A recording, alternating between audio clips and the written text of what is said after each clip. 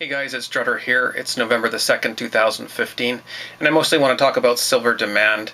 But just quickly looking at Bitcoin before we get started, each one of these bars here is 12 hours, so this is the past several months, going back to August or so.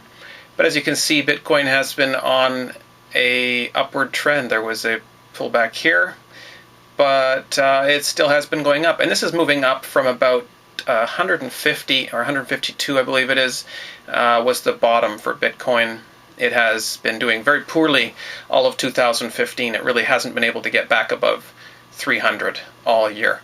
And now we're at 370 and pushing against these levels. So it does look like it's going to go higher, obviously. Anyone can tell that with this chart. But Bitcoin's done interesting things in the past. It went above $1,000 briefly a couple of years ago, and it's been consolidating ever since. It is being used in more places. It is being seen as a legitimate currency, and it has not been discredited fully, at least. It has been, people have tried, but Bitcoin is still there, and so are a lot of other alternative currencies. And I think it's interesting, and I continue to watch it. I don't do Bitcoin myself. If it does become a widely accepted currency in my business, probably will have to accept it, so I will do the Bitcoin thing, but I'm not a Bitcoin investor, so I have not invested in Bitcoin. But I have been watching it since it was about 4 cents when Da Vinci was telling us about it long ago. So it's been interesting, and I think that there still is a chance that Bitcoin can go to 1 million or more. So it is not terribly unlikely that can happen. It can at least go into the many thousands easily. We've seen it go above 1,000 already, and that was just on almost really no fundamentals. There wasn't really anything really happening then. So if we have a major currency crash in the world, something bigger than just Cyprus or something like that happening, something major like, I don't know, Spain or the euro or something, there's a major currency crisis, then you're going to see Bitcoin do interesting things. And it could go, like I said, to very, very high numbers compared to where it is now. It's definitely not a sure thing. You are risking your currency if you move it into Bitcoin, I think. But that said, there could be a massive, massive payoff. And it's been interesting to watch, and I'll continue to watch it. Let's go to a weekly time frame. There you go. You can see the last several weeks have been up weeks. There's that 150 bottom. Coincidentally, that was where the most volume ever in Bitcoin happened, was right there. Actually, it shows it higher here, but if we look on the 3-day, it is not higher.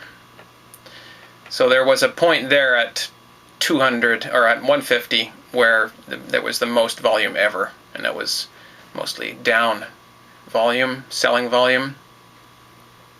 Go back to the weekly, and obviously Bitcoin has hit 1160 or so here.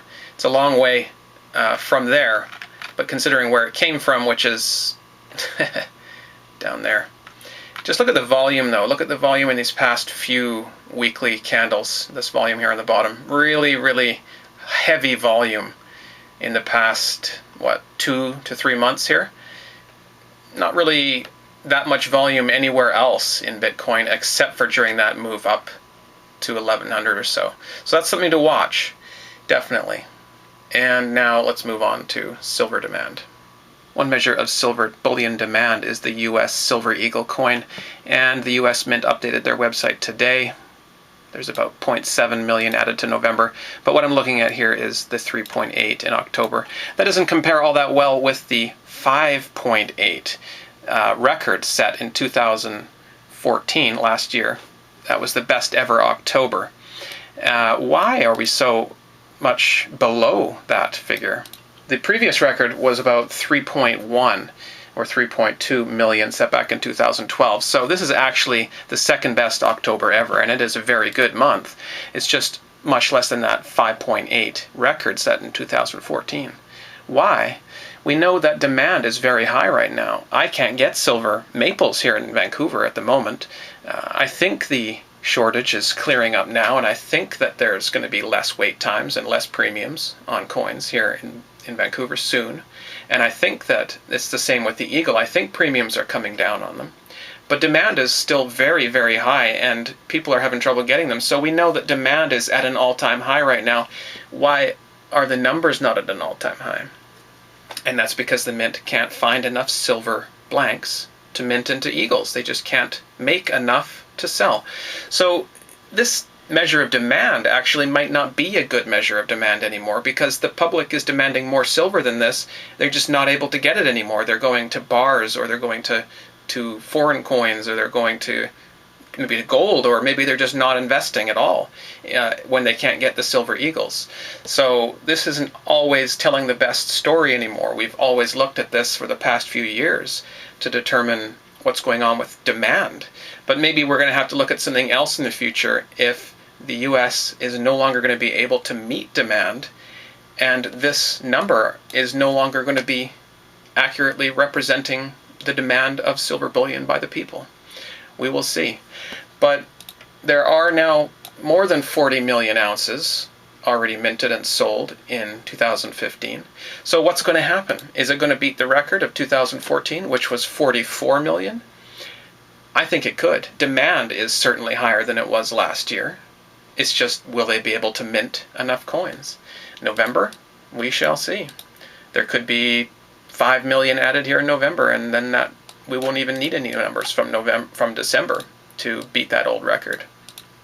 But usually what happens in December is they really don't mint a lot of coins at all. In fact, sometimes none. So we can't count on anything here. It's probably going to be November that makes the difference. Whether or not it gets above 44 million is not really that big of a deal. It's just kind of interesting because I like to follow along. And a very quick look at price. This is over the past 2 years and in US dollars, and as you can see, it has been very up and down, and it's pretty much exactly sideways over the past 2 years. The only glimmer of hope for the price in US dollars anyway is that this seems to be making a pattern of higher highs and higher lows. If it does recover here at about 15.5 and then move back up above 16, then of course we're probably talking a retest of 17 or maybe even 18, and that might help us pull out of that long term bear market. Went a little crazy on the long there, didn't I? Have a great week, everybody. Talk to you soon.